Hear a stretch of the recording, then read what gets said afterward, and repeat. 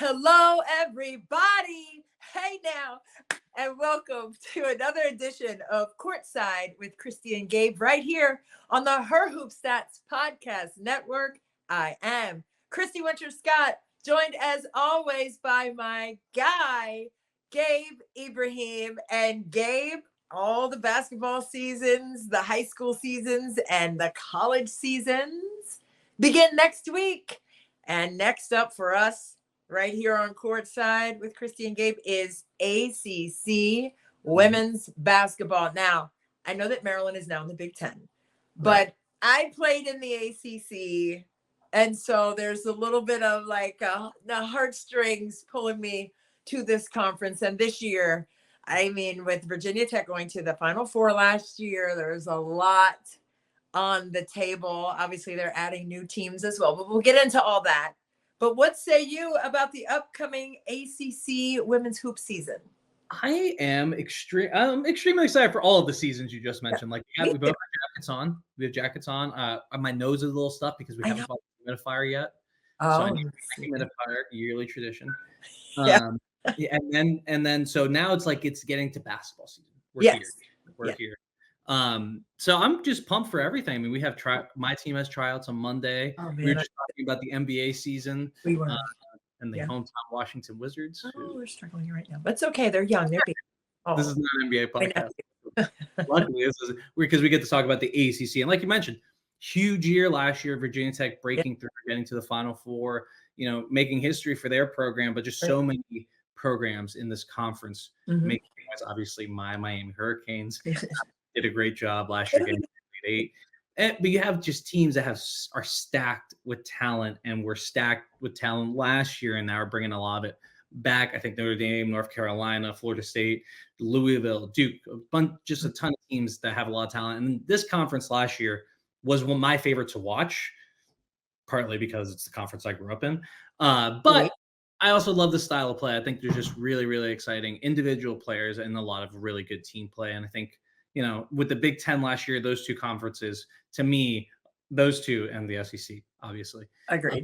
It really stole the headlines. And I think the ACC and the Big Ten in particular took a step forward towards competing with those big SEC rivals and UConn, because we have to include UConn. Yes. No, it was really exciting. I mean, shout out to Kenny Brooks, who had a fantastic career at James Madison University prior to leaving and going to Virginia Tech, and then getting them all the way to the Final Four. I was very proud of him, just knowing him over the years. And I believe they won 3 back-to-back titles at JMU when they were in the CAA conference. So, I mean, the success has followed him throughout his career, but for Kitley to carry that team on the interior, and Amoore on the outside was phenomenal for them in terms of being a table setter as the point guard. But it was just fun to watch that team. And I know we'll probably just start there because they made the furthest run in the tournament last year, getting to the semifinals before LSU came back towards the end of that game and got the win, and then subsequently the title. But that was a great game. But what was it, do you think, about Virginia Tech that sustained their success throughout last season and catapulted them to the Final Four? Well, so I think Liz Kitley, I mean, that's where you start, right? She is now two-time ACC Player of the Year. She may well be a 3-time ACC Player of the Year. She was a preseason pick. She's my pick to win it, just because of how solid she is in the interior. And I think she last year really took a step forward on the defensive end. So I think that's where her step forward came from last year. She played really well as my dog just burst into the door. Oh, now get him. Oh. Yeah, he was really excited to talk about Liz Kitley, apparently. Let's let him in. So last year she took that big step forward on defensive end. She's still not like the best center defensively, but she's been good on that end. And I think last year also adding Taylor Soule to the mix and Keon Traylor, another transfer from the year before. Just like those two players were huge to pushing that team over the edge. And then obviously you have the growth of Georgia Amoore, like you mentioned, and she's back too. So you have the two top players on this team back. But man, they do lose a lot. I mean, Mhm. Ashley Wusu, who didn't contribute to the level that we thought she was going to. She went to Penn State. We talked about her last week.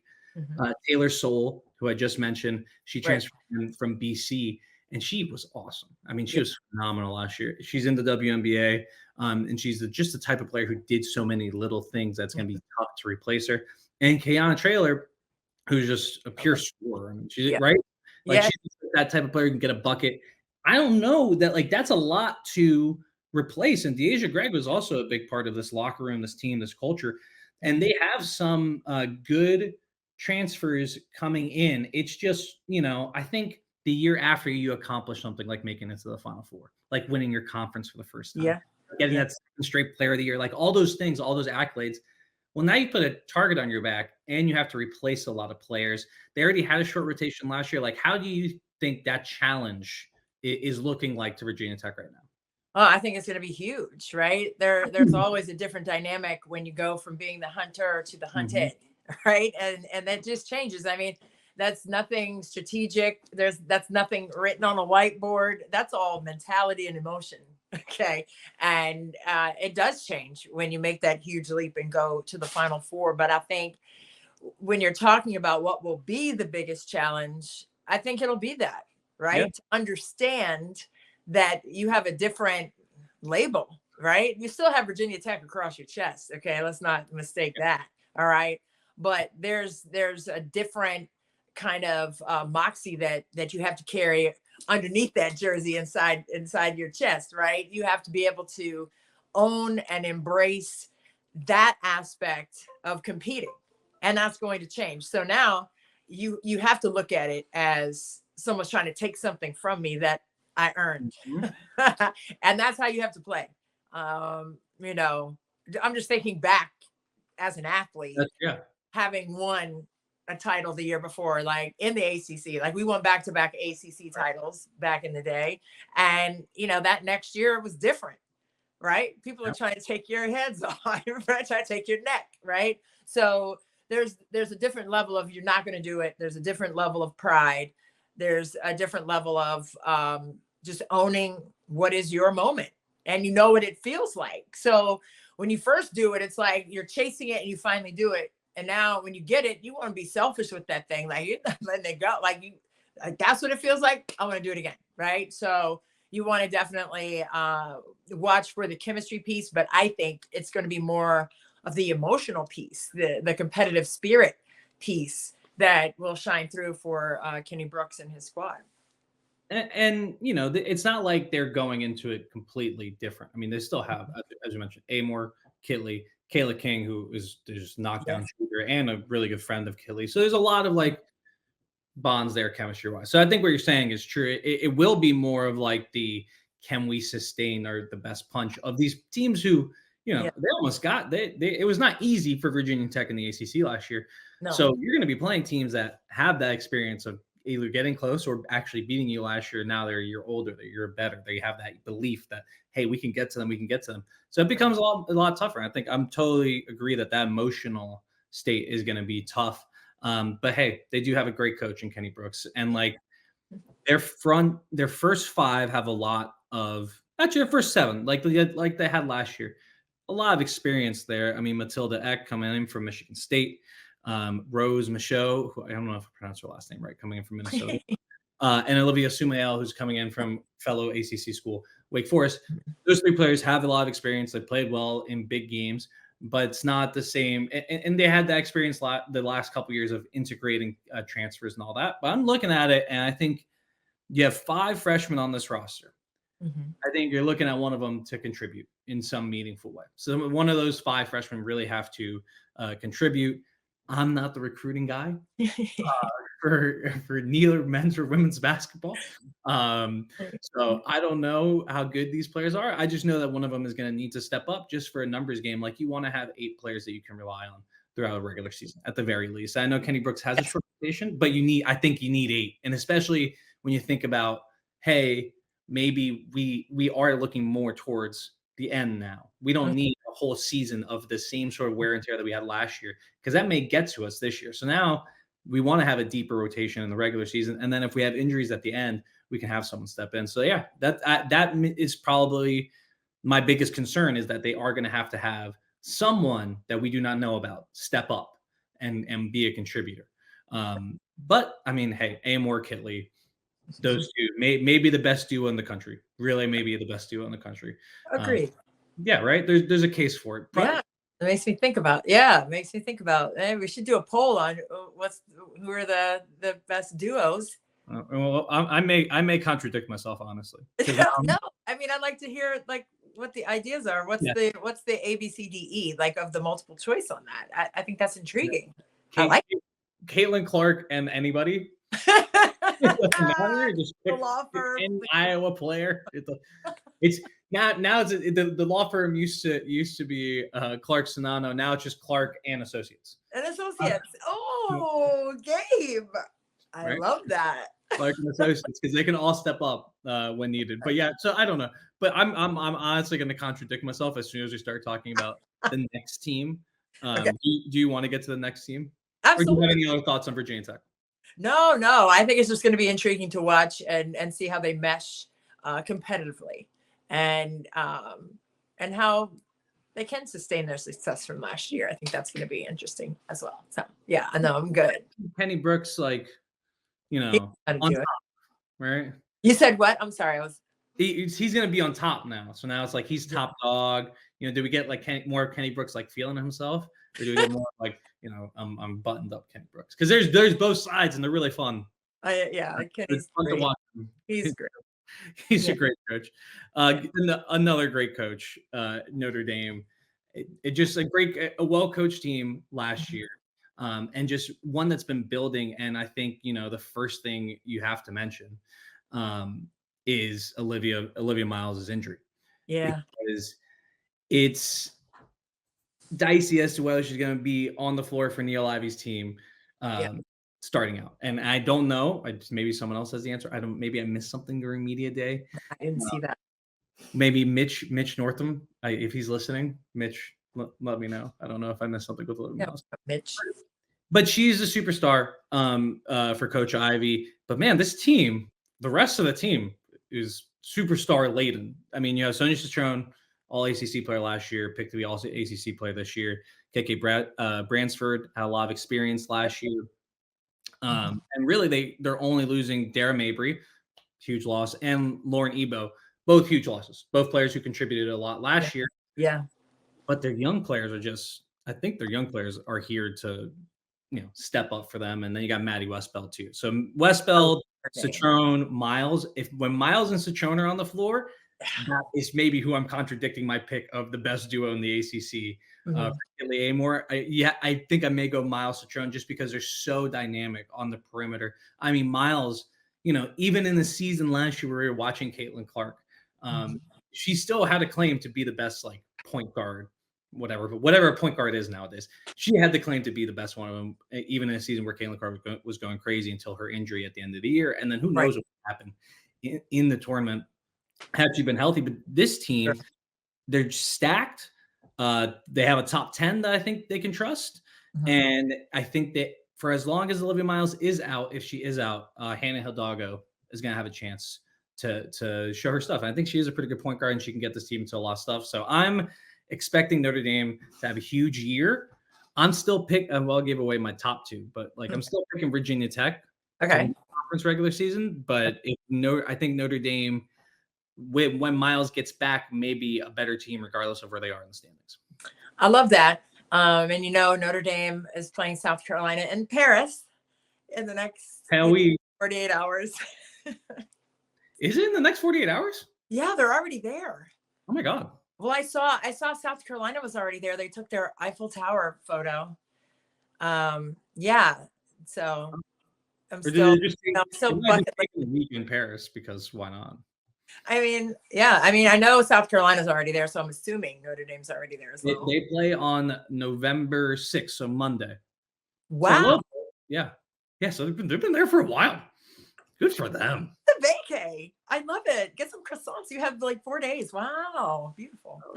So yeah, they're already there. So I'm assuming Notre Dame's already there. But Olivia Miles, man, I mean, she just means so much to what they do. And when you talk about Notre Dame, and you say Olivia Miles' name, you think about all the different ways she can set up her teammates, all the different ways that she can score on her own. But she's the point of contact, right? Wherever it is, like offensively or defensively, it starts and ends with her.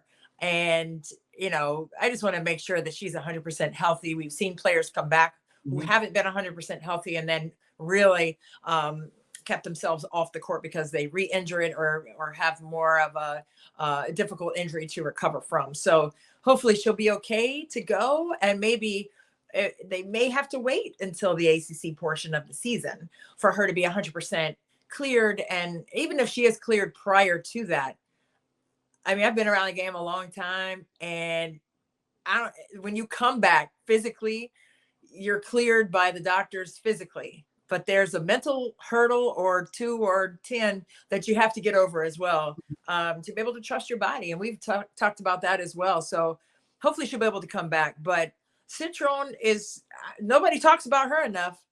I had them early last year. I believe they were playing Northwestern, obviously non-conference early in this. I think it was the Big Ten ACC Challenge. And I had that game, and I was like, man, I don't know what Citrone may have had. Like Citrone may have had, I don't know, 4 threes or 5 threes or something. Like she just went bananas. And I'm like, man, this kid is so young, but she's fearless, right? She's like this. All Never, the like time. you don't see her move from just like that center. Absolutely. That she's right here the whole time, man. Time. Tough. So, I mean, I think they have what it takes. And, Ivy, I love her. And, obviously with her track record of excellence at Notre Dame, it just speaks for itself. But I think, health really got in the way of what they wanted to do last year, not just with Olivia Miles, but with Mabry also, right? Going down. And that was just tough for them to sustain that. But even with those injuries, much like Brenda Freeze, like somehow they found a way to piece everything together and still find success and make a strong push in the post. But am I still there? Yeah. Am I still there? Sorry, I froze out. Sorry. Yeah, technical difficulties for anybody. It's a little glitchy, but it's fine.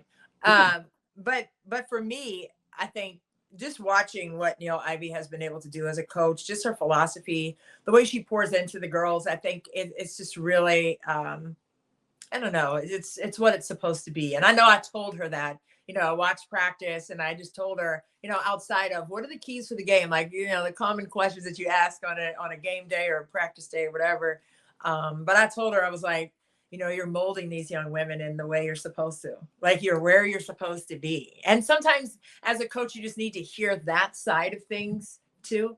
And for me, I'm always going to tell you what I'm thinking. And I'm pretty blunt with that. And I speak from the heart, and I see what I see. Right. And I have to share that with her because, it's bigger than basketball. I've said it to Dawn Staley too, and Brenda Freeze and all these other coaches as well. That they have the opportunity to really develop these young women in the way that they should go and in life, and to be winners in life is paramount. So I've seen that. But just speaking about Citrone and the way that she's mentally made up, I mean, a lot of that goes to Neil Ivy and the way that she develops her players to be ready to compete that way and to stay composed and to be poised on the court. It's just really special, and it's fun to watch. Well, she's also just one of the best coaches in the country. Fantastic. She got Notre Dame rolling again. One of the best programs in this sports history. So she has it all going on. I totally agree. I think she's a great role model and energy coach. Yes. She does bring that. She brings the energy, but she's not bugging out on the sidelines like me. Yeah. So I think she's a nice balance, and she also just calls great sets. She's got just great mind for basketball. But yeah, I think I'm just excited to see Citrone this year. I mean, she's going to have even that more of a starring role. She's going to get even more of the attention. Like you're saying, I think a lot of people are going to be have their eyes open to how good she is, because she is someone who can play a little bit of point guard. I mean, she did in the ACC tournament because they had no other choice. She had to, yeah. She had to. It didn't go great, but it didn't go that badly either. Well, they did actually set the record for at least points scored in an ACC tournament game. But that's not on Sonia. She played her guts out, and I think she now with a real point guard around her, and especially when Olivia comes back, this team is rolling with her. And also they have a pretty hard schedule early on, but it's not like killer. Like they have that South Carolina game in Paris, so it'll be just fun to be in Paris. Then they come here. I don't know why, but they come here to play Illinois in Capital One, I believe. Oh. The city. Wait, what is that for? The City Shamrock Classic. I guess because we were allowed to in DC. Wait, when is that game? That would be November 18th. Where I don't even know where this game is. Hold up, I gotta find out now. Yeah, because I'm trying to think. Wait, am I in town like that day? November 18th. Oh, okay. So they do this every year. That's fun.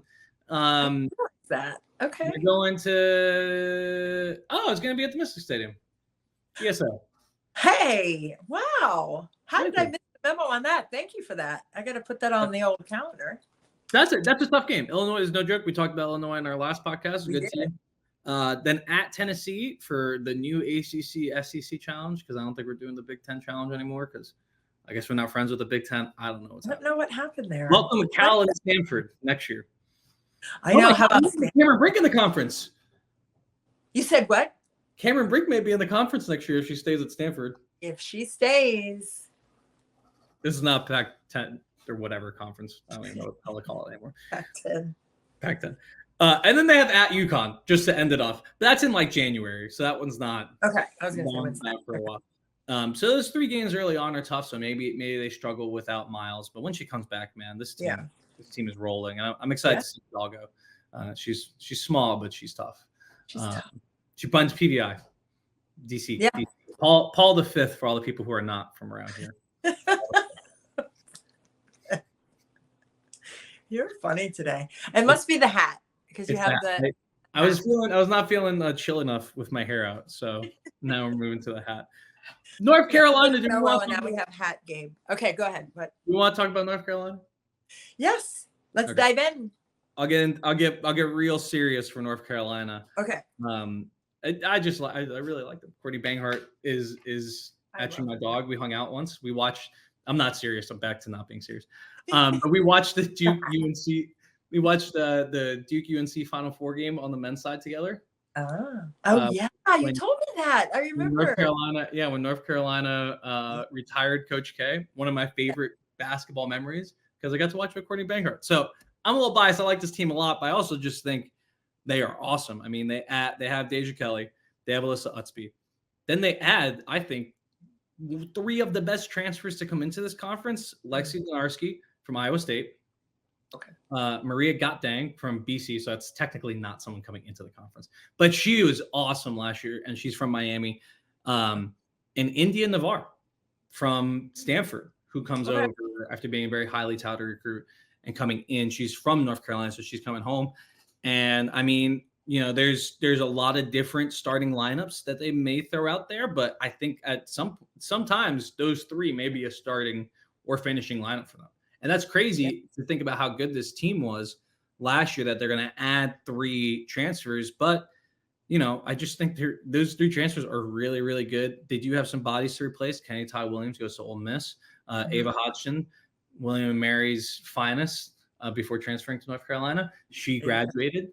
I'm excited for this team. They're going to need some gelling, which is why I have them 3rd. But honestly, I think if they come together and they, can get that experience together, this is a team that I could see going very, very far in the NCAA tournament.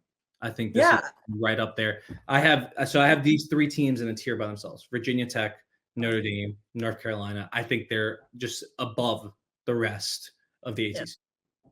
No, I agree. Deja Kitley, I know, she had some ups and downs offensively last year a little bit, but boy, those ups were up, right? She can go unconscious on the offensive side. And I think just going through that last year, the ebbs and flows of that, I think, she's ready for a season where that's the challenge for her, is to be consistent every single game. And obviously you understand that she's going to be drawing the toughest defenders from other teams. So, and maybe it might be more complicated than that. Maybe they're going to be scheming directly at her, throwing extra bodies her way, getting the basketball out of her hands. So she may have to find other ways to impact the game other than her ability to score, which is phenomenal. Okay. But I'm looking at Deja Kitley this season as someone who, I mean, she can set the table, and that's not going to be something new for her, but it may have to be something that is more for her this year to do. So it may be, if you're looking at it as a pie shape, it may be, okay, scoring, like they needed her to do a lot more scoring this year. It may be a little less scoring and a lot more playmaking, which is still great for the team because of all the pieces that you just discussed. So, I mean, I'm intrigued to see what Deja Kitley looks like with the team this year, and if her role changes at all in terms of being the play or being the playmaker in their system this season, and what defenses throw her way and how she operates against it. So I'm intrigued to watch how that unfolds for sure. Well, I think she did get a little bit more practice with that last year, but still, Hodgson was really the table setter for them. And now this year, I think, Kelly will take on that the more of the table setting role, but I think there's also just a little bit more dynamic playmaking around at the point guard position. I love Ava Hodgson. She's just not the sort of driver that Lexi Donarski is. I mean, Donarski can get to the rim. She can create for herself too. So that's just a really easy weapon to say, hey, when I'm driving, I can have a player that's moving around a little bit more and coming into the lane, and then getting that dribble drive action. I think you can have a really, really nice dribble drive offense with these three. And then dang, she's dynamic. She's a good offensive rebounder, and she can, hang out in the dunker spot, which is where she's going to need to be, and score from there. So I just think it's a great mix. It really fits. I love what they did in the portal, and I love what Deja Kitley is. And I love what Alyssa Utsby is too. I think they're two tough players that are versatile and rugged. And hopefully this year there's just less pressure on Utsby to be the only defensive stopper. I think last year there was times where she was really carrying a lot of the burden defensively, or any one of them, whether it was Kenny Todd Williams. It just kind of felt like, there was not a ton of communication at times. And that's when they lost in those games. And it didn't happen a lot because they were pretty good last year, only 11 losses, but they did have games where they had to come out better. And I think this year you have all these players who have experience, who come from different coaching staffs as well. They're going to come in with, I think, hopefully an attitude of saying, hey, we got to really get together quick. We'll see. I mean, they have South Carolina as well. They have at UConn in December. They play Oklahoma in Charlotte. Okay. A lot of weird matchups early on. What are you doing? Like in different locations. Wow. I guess there's people I don't know, man. That's rhyme and a reason. There's a rhyme and a reason for it. We just don't know what it is. Yeah, I don't know. I'm sure someone knows. Someone knows. I don't. But I love it though. I love it for them. Like that's fun. So I think of the here, I'm gonna put you on the spot. Okay. I love that so much. But go ahead. I want you to rank these three teams, or would you have it any different? Because right now I have it. And remember, when I say they're in the same tier, I mean they're usually they're not that different. So I'm just ranking them amongst themselves. I have Virginia Tech, then Notre Dame, then North Carolina. And I think the type of ranking you're doing matters. So for me, I was thinking what's this team going to be like at the end of the year, rather than what maybe their standings are. That's what I was thinking. Yeah. So it's more of a power ranking, I guess, a power ranking rather than a predictive ranking. I'm thinking when these teams are full blast and they're ready to go, who am I picking? In the ACC tournament, the NCAA tournament. So my ranking is Virginia Tech, Notre Dame, North Carolina. Would you change that? No, and you just stamped my final opinion of that in my final vote. Just because you said what they will look like as the season goes along. Because I think at the beginning we talked about Olivia Miles and the health there. And I don't know, what they're saying about when her time or her window of time will be to return healthy and everything. And it's going to take some time even when she does get back. And that's what I was alluding to as well, like the mental side of it. And being comfortable and trusting everything about how you move and what you want to do and how that looks and how that impacts the game. Because even if she comes back, right, and she's trying to get back in, I mean, maybe there will be a game with a ton of turnovers that she typically wouldn't have, right? Or shots aren't falling in rhythm because she's trying to get her legs under her and get the rhythm back. But I have no doubt that will happen. I'm not saying that's not going to happen, but I'm saying that may be a process that we have to understand. And it will probably take some time for her to get into prime game shape and prime game mental shape to be able to compete and impact the game the way that she was before she was injured. And so, yeah, but I'm in agreement with that order. Okay. Those three, bing, bing, bing, ABC. I think the caveat for the end of the season thing with Olivia Miles is a big deal because that's a big deal. She's a superstar, a legit superstar. Actually, someone that had she been healthy right now, I was going to pick to be Player of the Year. Frankly, I kind of thought about it even as it stands right now, but I definitely defer to Kitley because she deserves the deference after winning it 2 straight years. Yeah, interesting though. Yeah, right? It's definitely something to keep an eye on for sure. Yeah, I love it. All right, I have another tier here. Another tier. Three tier. Well, so this is a bigger tier. I have the conference divided up into 3 tiers. So we have the top 3 who I think are the championship favorites and should be the NCAA favorites in the conference. Then I have this other tier, and I don't really know what to do with it. So here's like I have this is the order I have it in right now. I have Florida State, then Miami, then Louisville, then NC State, then Duke. But here's my caveat, and this is where the tiers come in, so don't get mad at me. Okay. Fans of a certain school that has a red bird in its logo. I think you could tell me any of these teams finish 4th in the conference. So you could tell me Duke finishes 4th. I would not be that surprised. You told me Louisville, NC State, any of those teams. I just think Florida State and Miami have a lot of young talent, and not a lot of people are talking about it.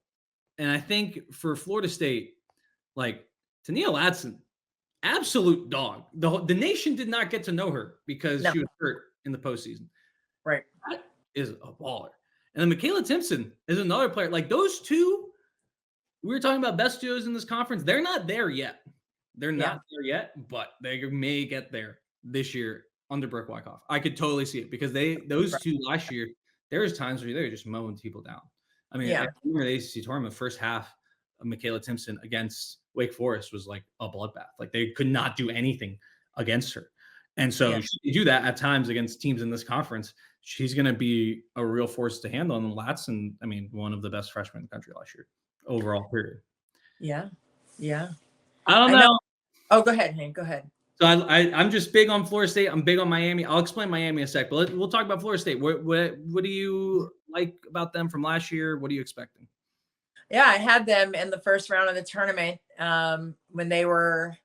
Did they have Georgia? Yeah, I think they had Georgia. I believe. Yeah, because it was at Iowa City, and they had Georgia in that first round, and they were just so young. And they had the thing about the young teams, is that they swing for the fences and they have great energy, but just sometimes the decision making isn't quite all the way there. Like Luther Vandross had the Jerry curl. The curl wasn't quite turned all the way over to Cedric the Entertainer. That was a funny joke from back in the 1900s, probably, that Jordan says all the time where I'm from. But do you even know what a Jerry curl is? I know what a Jerry curl is. Oh, okay. Great. I remember Deion had one. Deion Sanders, while we're on the topic of Florida State, Deion Sanders made this really it's like a rap video with his teammates one year. It was like a Seminole Stomp or whatever, because Miami had won the championship the year before, and Florida State came into the season ranked number 1. And then Deion, with all his Jerry curl juice, like going everywhere. You know, it looks like he's in a model, with the hair all wet. He's talking, and the Canes came out, and I think they stopped him. I think they won like 35-0 in the first game of the season. Oh my God, so good! You get my. I get the Jerry curl reference. I didn't get the whole thing, but I'm old enough. but the young players, like, it's like if the curl doesn't quite go all the way around. Okay, so I think that's what they were missing last year, just the full on cohesiveness that you see with experienced teams. And so Brooke Wyckoff, first of all, I love her. Hey Brooke, hey girl, hey girl. I love her. I love the fact that she's coaching at her alma mater. I love the fact that Sue Semrau was her coach, and she had an opportunity to coach alongside of her before taking over for her coach in college. And so just the philosophy and the culture is very similar. And there's nothing like coaching an alma mater, I will say that. Just having done that twice, college and high school. So there's like that extra added piece, and Neil Ivy knows about that as well. But I just think it was fun to watch them play, right? And and you saw like the mistakes that they made, or the errors that happened, the miscues that occurred during the game. I was chalking it up to them being so young. Yes. Like, it wasn't like, oh, they just don't have it. I'm like, they will get it, but maybe not this year, right? And I just love the way that they play, the style that they play. You saw what they were trying to do, even if the play didn't get executed fully. You saw what they were trying to do. So I think this year, it's always that next year anyway, right? Whether you go from freshman to sophomore to junior, that's when things really start clicking and coming together in terms of expectations and accountability. And I think that's what you're going to see from Florida State. And Latson will have that. I mean, Latson and Simpson there. Yeah. I think. Let me see. Did they both get picked? I know Latson got picked for. Latson, yeah. For all ACC. Yeah. Yes. She was second in voting. Jeez. Yeah, that's right. But yeah, Simpson was on there too. Wow, that's crazy. I know she was second, and Florida State's picked fifth. So I'm not crazy there. I have them fourth, just ahead. I have them ahead of Louisville. But I think it's about right for Florida State. And to go on the other side of the coin, and when you talk about Florida State, you got to talk about Miami, because we're the better school. So. We do have that. Have I ever told you we have a cannon on campus there that points towards Florida State? I never knew that. A cannon. A cannon. What is written on the cannon, or can we not say that? We can't. No. It's just like a legit old school cannon. Like it's just okay. I thought it was like on campus. One of them points towards the Everglades for some reason, and the other one points towards Florida State. Interesting. I don't remember. I don't remember all the meaning. I just know where they are. I could take you. They point. Yeah, I want to check that out. Wow. It Miami's aimed at Florida State. Interesting. Aimed at Florida State, because we obviously that's our rival. It's not like Florida. I dislike Florida. I like Florida State. They're just our rival. I like everyone in this conference. I like everyone in this conference, except for Duke men's basketball. And all the football teams I dislike, but men's and women's basketball, for the most part, I'm cool with everyone.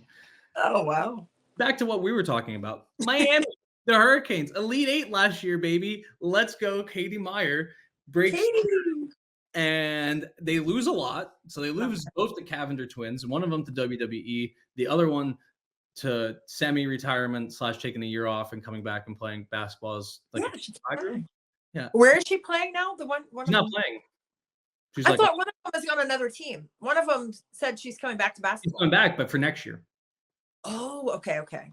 So that's Haley. Haley's the point guard. Haley's a little bit better of a player. Hannah's in WWE though, so she's like more of my favorite. God bless her. Go ahead, girl. And then Destiny Harden. I mean, that's where really it starts for Miami in terms of losses.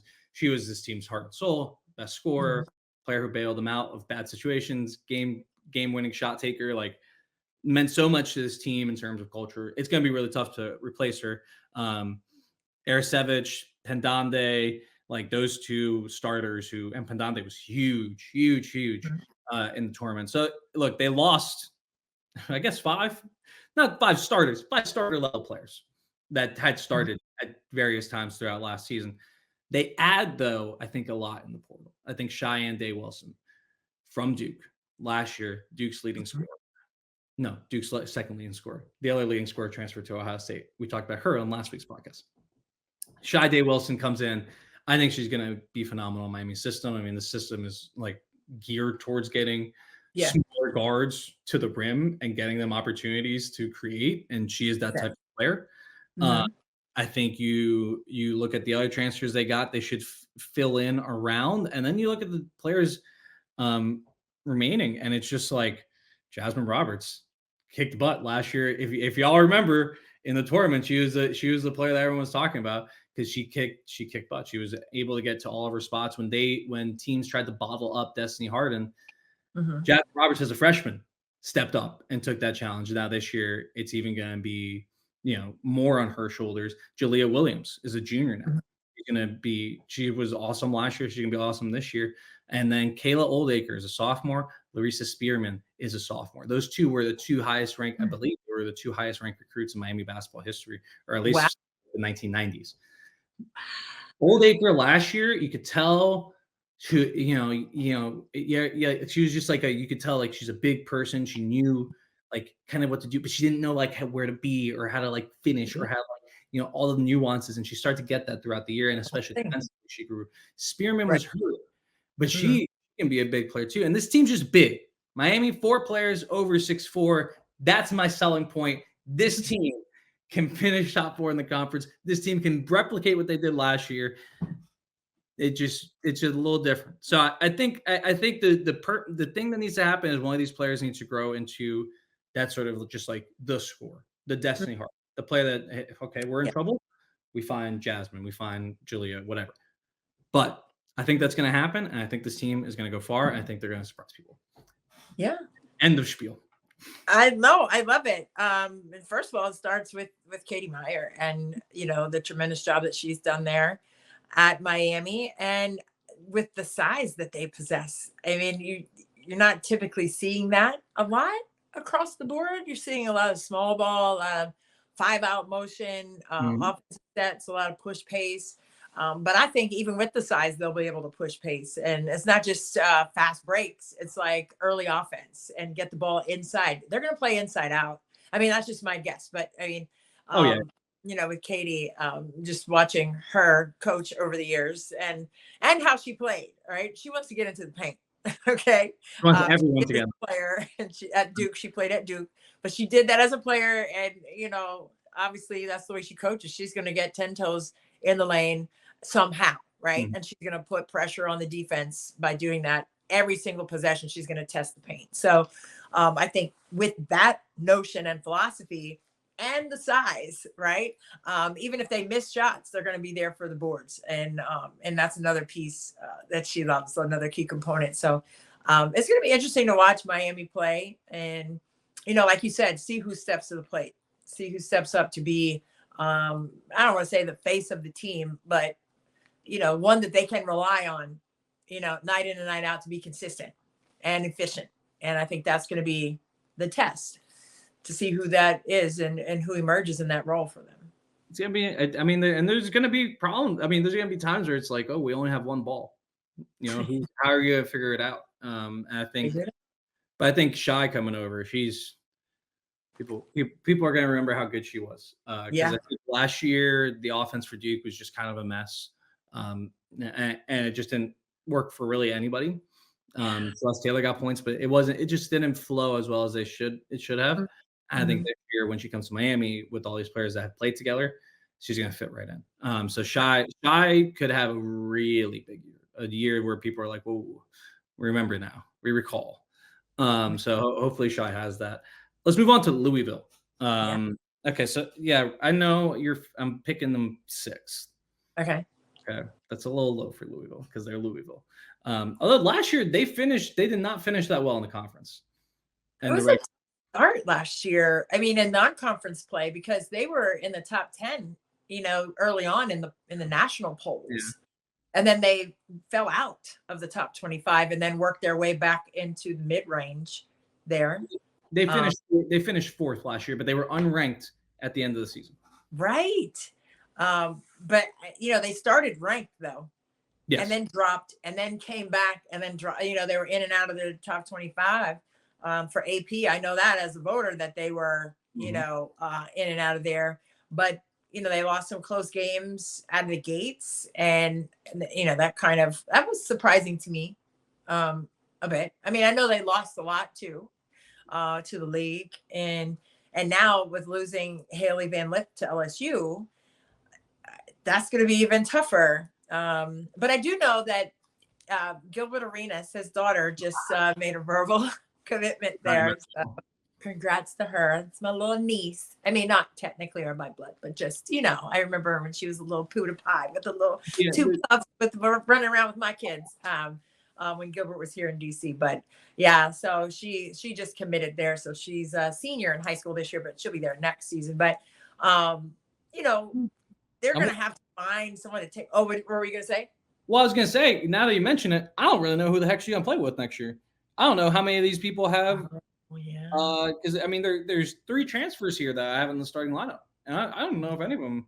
Maybe Jada Curry has some years. I don't remember. I know Kiki Jefferson coming in from JMU. She's a grad. Yeah. You got Elia Love is a grad. I will check on all of these things. I mean, it's just it's an experienced team, and they had a lot of turnover last year. Yes. And so that's where you mentioned the biggie. No Haley Van Lith. And how about that? We're not doing. What do you think about that? What do you think about that? What do you think about that? Not her going there, but what do you think about how that impacts the team, since she was very ball dominant, and as she should have been. Okay, when I say ball dominant, I'm not saying she was, chucking. I'm saying that she was setting up the plays, she was making the plays. So how do they fill that void? You don't. I think you gotta just change the way you play. Realistically, you're just gonna have to change. And I know I think Louisville prefers to have that sort of ball dominant score. I mean, when you look at the best teams in their history, they had that. Whether it's Maisha Hines-Allen or Haley Van Lith or Angel McCautry, right? Throughout the Jeff Walls timeline, there's been that sort of. So maybe someone comes across, and they do have talent. Like I mentioned, those players I just mentioned, Jada Curry coming in from Cal, Kiki Jefferson coming in from JMU, Nina Ricard's coming in from Florida. They can all ball. They're all hoopers. But I don't think any single one of them is going to step up and be a Haley Van Lith level scorer, because there's just not that many of those players in the world. There's not that many players that go around in the ACC. So it's just going to have to be a different attack. I think Olivia Cochran's going to have to play a major role offensively. She did last year. She was really, really good last year. I love her energy. She's going to have to, be a little bit more sure with the ball, I think, be a little bit stronger in the post and score more just from, hey, dumping in. We're going to need some dumping baskets from Olivia Cochran. And I think she can do that. I think they will have mismatches across the board, because I think Jada Curry is a really good scorer. I think Kiki Jefferson, she's playing the 3 probably. Nyla Harris playing the 4. She's going to have a good matchup most nights. Both those players, Curry and Jefferson, on the newcomer watch list. So there's a lot to be excited for in Louisville. Just so much change. And then just I'm not saying anyone is worse. It's not pejorative. That's what it is. It's not being mean to say that none of these players are Haley Van Lith. And when you lose a Haley Van Lith, your everything is kind of changing, because she was so good. So I just think there's going to be, and it's not like she's not the only person they lost. Right. Chris Carr, Morgan Jones, Mikasa Robinson, Liz Dixon. Yeah. Mikasa Robinson herself, had she just left, I would have said, hey, Louisville's going to have to change a lot, because she did so much for them defensively. Yes. Haley and her, it's a lot. It's just a lot of change. And we'll see who steps up. I think they're a really talented team. And I could totally see them finishing, 4th in the conference or moving up, depending on how, those other teams work out. Yeah, no, agreed. And, Jeff Walls, I mean, he's been there before. This isn't anything new, just to, get his players to mesh at the right time. And it may not be at the beginning of the season, but as the season progresses, the way that he has them organized has always been the difference maker. So, I think it'll be interesting, like you said, to see who will be that ball dominant player for them, and who Jeff Walls trusts in that role that he seems to always want to have. And every coach wants that. Okay. So I'm not saying that in any kind of way either, because I want the player that I trust the most to have that ball in their hand, especially in crucial situations. Don't get me wrong. I don't want the best players on my team. Say it again. I don't want the best players on my team as a coach, Just I will go without. No, I'm kidding. Of course. No, let's say, I'm so gullible, man. I'm sitting there like, wait, what are you talking about? I was like, what? Why would you say that? If you can ball, you're on the team. You're on the team. But at the end of the game, I don't want somebody, who's skittish in those moments and who's not. I want the ball in the hands of the cold-blooded one who has no emotion behind their eyes and they're just going right at you and they're going to execute, right? I don't want what are we doing? What's the call again? No. Make the play, right? Go with the cold-blooded, cold eyes. Go with that guy. Go with that girl. Like, that's what I'm going to do. I need to trust you. I need to trust you. If you're a ball dominant player, I need to trust you. And I think Kiki Jefferson. I think that's the person. She's a straight hooper. I mean, we saw it last year against Ohio State in the tournament. We saw her whole time at James Madison. I really love these transfers. I love seeing the player come from a program that's not as heralded, that was playing really well, that only the sickos and the nerds were really into watching for a few years. When they come to this big conference and they can make some noise, I think it's really exciting. And she's one of those transfers. I think she's going to be one of the leaders on the team. Her and Jada Curry have to step up.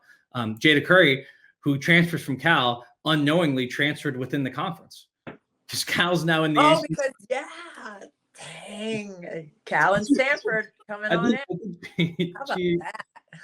Let's see. Where is she? Jada Curry's a junior. So, not impossible that she has to play Cal in a conference game after transferring from the Pac-12. Wow. How about that? Huh?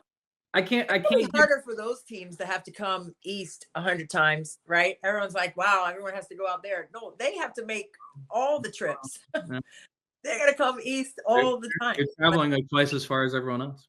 That's what I'm saying. You got 8:00 class the next day. You have a class. You have a game. At Clemson or somewhere, and then you got fly back. It's like I can't even get mad at Maryland for not being in the ACC anymore because I can't. I have bigger fish to fry. I have like more important things in front of me now. It's like Stanford's here and Cal's here. Maryland's not here. I want to focus on Maryland not being here. Interesting, right? It's crazy. I mean, it's just. I think it's gonna go. This is me. I no one's told me this, and this is just my opinion. I think that it's going to go like a north-south, huge mega conferences, like just slice it right down the middle and have this conference play that conference, and just have this whole smorgasbord of games. I don't know how you can organize something like that, but I think like that's what we're getting to, right? I think so. Well, really, we're going down to like two. My ACC is hanging on. Yeah. The Pac-2, the two-pack. The two-pack, I don't know what's going to happen. He said the two-pack. That's what it is. The two-pack. Oh, the two-pack. I didn't even think about that. Ooh, I got bars. Talk to me about it. Okay, let's worry. We'll have a conference realignment podcast at some other time. Bring it back. I think it's time. Okay, I think we've gone pretty long. I think it's time to just kind of go rapid fire. Are you? Okay. All right, so I'm gonna say a team. I'm gonna say one thing about it. Respond if you want. If not, say next. Okay. Let's see what's going on at NC State. Next. I'm just joking. No, I'm just joking. I'm sorry. I had an extra shot in my coffee today, but anyway, go ahead. Earlier. Anyway, go ahead. Talk to me. Denaya Rivers. That is her team this year officially. She is going to be the leader. I'm excited to see what she can do, how much she can produce. I think she's going to make all ACC. Ton of talent. Excited to see it because it's like when she went to South Carolina, everyone was pumped. Yeah. Now she transfers to NC State, looking for an opportunity to kind of have this chance to be the leader of the team. She's gonna have the chance to be the leader of the team. I'm excited. Yeah, I like that. And I love Rivers' game. As a freshman at South Carolina, she was, I thought, fantastic. But I think she, made the right move for herself to get the minutes that she wanted to have, I guess. And I don't know the parameters of her decision, but outside looking in, that feels like what it was. And she did a great job last year at NC State for Coach Amoore. But, they did lose a lot too. So let's not forget about who NC State lost coming into this year, not just to graduation, but to transfer. Diamond Johnson, who's at Norfolk State, really fun story. I'm excited to see how she does. Jada Boyd, Jakia Brown-Turner, who went to Maryland. Camille Hobby, I forget where she transferred. We talked about her. Those four, those are big time. Those are big players for them. That was a lot of minutes. Yeah. And it's a year after Kunane leaves. It's a lot of upheaval in NC State. But look, I do really think Sanaya Rivers gonna have a big year, and it's gonna be good for a lot of people who were interested in her coming out when she was going to South Carolina. They're gonna see her get a chance to do it. Yeah. And I wonder what would have happened if she stayed at South Carolina. You always think about these things because now it's like hard. Yeah. you would have had a nice team over there. Yeah. But she did play a lot last year. She had a big role on a good team. Sure. Duke. Next up, I mentioned they lost their two top scorers to the transfer portal. It's Les Taylor and Cheyenne Day Wilson. They also lost Elizabeth Balagoon and a bunch of other players that had played really big roles for them. How many in total did they lose? 8? 1, 2, 3, 4, 5, 6, 7, 8. 8 players from last year's team are no longer there. They do have a couple of transfers that I like. Tania Marr from BC, the BC team last year. I really liked them, and then they transferred. Sad for me and for BC. But the biggest newcomer, and this is my point on Duke. One thing on Duke, Jaden Donovan. She's a hooper. Straight hooper. She's Tell me about her. Well, she's long. She plays. I think she's gonna play the 4. I have her at the 4. I don't know, but she can play a 4 or 5. What's her? I think I want to say she's 6'4" ish. 6'2". She's 6 foot. Okay. No, I was thinking about the other player. Sorry, sorry, I got her confused because she was on the Sidwell team. So I forgot. I got her confused with the big. She's like a wing though, and she can hoop. She can score. She can shoot. She can handle the ball. I have her as a really big part of this team. She is on the newcomer watch list for yep. She's right there. The newcomer watch list for the ACC. She's gonna have a big year because they need someone to take over a lot of scoring, and she's not the proven scorer, obviously, as a freshman, but she's probably their most touted scorer coming into next season, and they will need to replace a lot of it. So her and Mare from BC, 2 players I think are having big years. I like that. Yeah, I mean, I agree. I think there's opportunity there, right? So with all the change and the players leaving, but Carol Lawson, I mean, if you've ever heard her speak and and encourage her players, I think whoever's sitting in front of her in that locker room or in that huddle on the sidelines, they're going to be motivated to compete hard and play to the best of their ability. So we'll see what that looks like for them. Do you remember the team I'm talking about from Sidwell? It was Kiki's team. Oh, yes. Yeah, they won the whole thing. Where did their big end up? Oh, isn't she young? She's a 24, right? Maybe she is a 24. She's a 24. And I don't know if she committed yet. Oh. Is it Dudley? Is it the coach's kid? Yes. Yes. Yes. She's the big I was thinking about.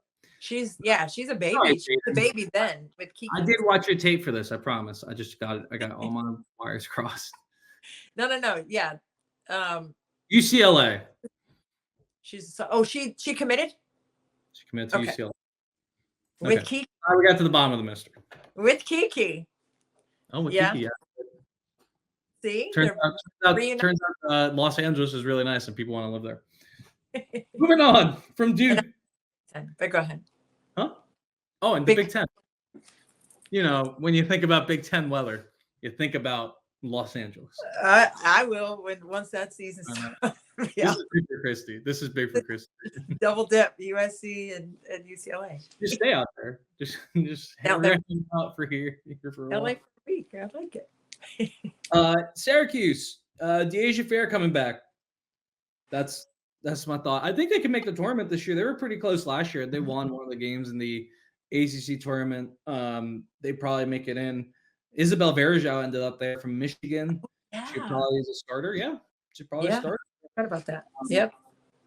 I think they have a shot. Deja Fair is legit. She's just a legit player. I think she was also on the ACC preseason team. Yep, she was. She's a legit star. They're going to just need a little bit more than they had last year to make it to the NCAA tournament. I think they can do it. You know what? I'll make a prediction. I think Oh, Syracuse. I so think put Syracuse making the tournament. Wait, let me make sure that works the with everything. mic over your head instead of mine. I like it. Go ahead. What you gonna do? Well, that would mean I have 9 teams in the ACC making the tournament. Oh, That's a lot. that's a lot. But Syracuse, not unfathomable. I mean, Stranger Things. not crazy. It's not crazy, but that's why Syracuse didn't make it last year. Frankly, is because there's just too many teams that were in from the ACC, and so they really needed to prove themselves in the conference, and they didn't get that done. I don't know. I could see it. I could see one of those top 8 teams that have fallen out in favor of Syracuse. I guess I won't predict them being in the tournament, but I like them as a bubble team. How about that? I like that. Very solid bubble team at the very least this year, like they were last year. Co-signing that with you. Clemson. What do I have to say about Clemson? You could say it. Well, they're good. No, they are. I'm just trying to think who I want to mention. Because you got Ruby Whitehorn. Yeah, we'll go with that. Okay. She was solid last year. I believe she made all ACC. I'm gonna double check right now. She was on second team. Yeah. And so was Amari Robinson.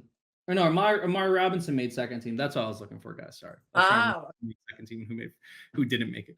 But yeah, Amari Robinson, really, really good post player. I don't know how much better they can get just because the conference is so good. But it's another year of really good players. I think they're both Whitehorn's a sophomore, so she's going to be making that jump into sophomore, and then Robinson's a grad, so she's coming back. I get them confused. Ruby Whitehorn's a great name, by the way. That is a great name. She's a really good basketball player. She has a great name, though. Yeah. But Clemson, that's my thought. If you want to watch them, Amari Robinson down deep in the post.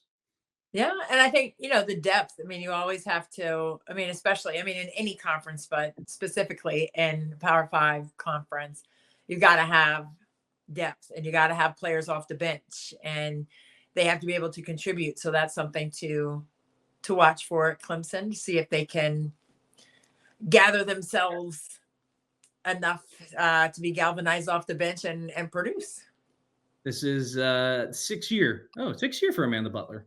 Oh, wow. Amanda Butler is at Florida for a chunk, and then, yeah, interesting. How the time goes, doesn't it? Wow, 6 years for her there. Go ahead, Amanda. I feel like I remember when she got there, but Amanda Butler, good people. All the coach, I really like all of the coaches in the Same. Really like all. I didn't mention Kara Lawson, but Kara Lawson, yeah, she's. Yeah, we talked about Duke though, right? Okay, I didn't imagine it because I feel like I mentioned Kara Lawson. We're talking DMV about Kara. I don't think I said her name, so I'm sorry. Sorry to Kara Lawson. I did. I mentioned her. I feel like we were talking when I talk negative about a team, I don't mention their coach. But we will talk about BC's coach because I like her, Joanna Burnaby McNamee. She's entering her 5th year. Oh my God. And it's been a struggle in the portal, man. Yeah. There's a lot of players. Didn't she get coach of the year when she first got up there though? Mm-hmm. Okay. So she was a Maryland assistant and then went up there. Yeah. She's like a D3 West Virginia legend. Yes. She's actually she has a really interesting story. We did a podcast with her. If you guys want to go down the feed, well, I did a podcast with her a few years ago, where she talked about how she left coaching to have her kids and then raise them for a while, and then she got back into it, and then she's risen back up to the ranks of being the Boston College coach. How about that? She's very cool. She good, cool coach.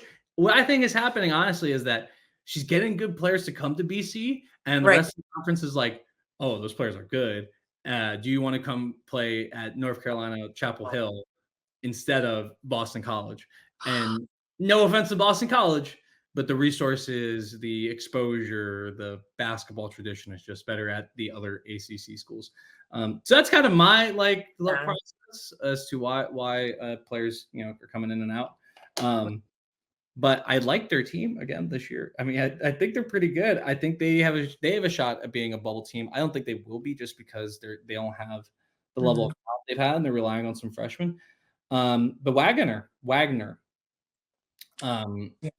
Devon, I always mispronounce her first name. But she's really came into her own in the tournament last year. when she had to step up. There were a lot of players that were injured, and she, was coming back from an injury herself. And she had some Right. great games. I think she had like 18 points in 2 or 3 straight games. I'm into it. I think Boston College is a team that could be on the bubble. I don't think they will be. And I think it's another year here. And hopefully they just have like some continuity going into the next year, because that's what they want. Yeah. It makes a difference when you can have that leverage. Yeah, you got to have that. We'll go next. Wake Forest. Now, among coaching staffs that I know, this is like one of my favorites. Megan Jebbia coming over from American, bringing her whole staff. They're cool people. They're nice people. And they've had barbecue with me. And if you've had barbecue with me, we're just very good friends. That's how it works. That's how it works. I love it. It's one way. It's an easy way to be friends with me. If we have barbecue together, we're friends. But Wake Forest last year, 17-7, another team that was kind of close to the bubble, and they didn't make it onto the bubble, but they did have a nice run in the ACC tournament. The big news there is, I always freaking do this, is Jewel Spear transfers to Tennessee. The reason I was laughing is because in my notes I put Jewel Lloyd. Oh no. That's a mistake. I imagine I've been making for a long time. You morphed your WNBA and NBA. The amount of times I've done this to both of them in my notes. WNBA and NCAA. The amount of times I've done this to both of them in my notes, because they're two players I talk about a ton, is astounding. But I know this is Jewel Spear, because obviously Jewel Lloyd plays for the Seattle Storm, and unless she's gone to Tennessee as well. But so this team loses Jewel Spear. She was a late transfer out of the program to Tennessee. So then they're, kind of picking up the pieces from losing her. But Jebbia runs a really, really nice motion offense program. And that's, for me, just something that I really like. They'll get better in year 2. Okay, so that's Wake Forest. Let's go rapid fire, because Christy has to go. So, all right, Wake Forest lost Jewel Spear. I think they're still going to be pretty good. Year 2 motion offense. Virginia, second year of Coach Amaka. Well, they lost Taylor Valladay. That's a big deal. They bring in Paris Clark. I think Paris Clark's a really good basketball player. I think she can have a big year at Virginia, right? Yes. Better in year 2, possible bubble team. This is just possible bubble team tier. Everyone from NC State down has just been possible bubble. Okay, Georgia Tech. This is where the possible bubble stops, is above Georgia Tech, because I don't know Fortner. Bless her heart, she's really a cool person, but like, I am not sure about this team. I don't really know much about them. It's a rebuilding time for them. Pitt, new coach Tony Verdi from UMass. Yes, a lot of time under his belt at UMass, coming into Pitt. I don't know literally jack about this team. I know Leatu King. She's good. She's a good 4. She can drive from the nail, and she has some really nice elbow touches. That's it. There's probably players I know on this team.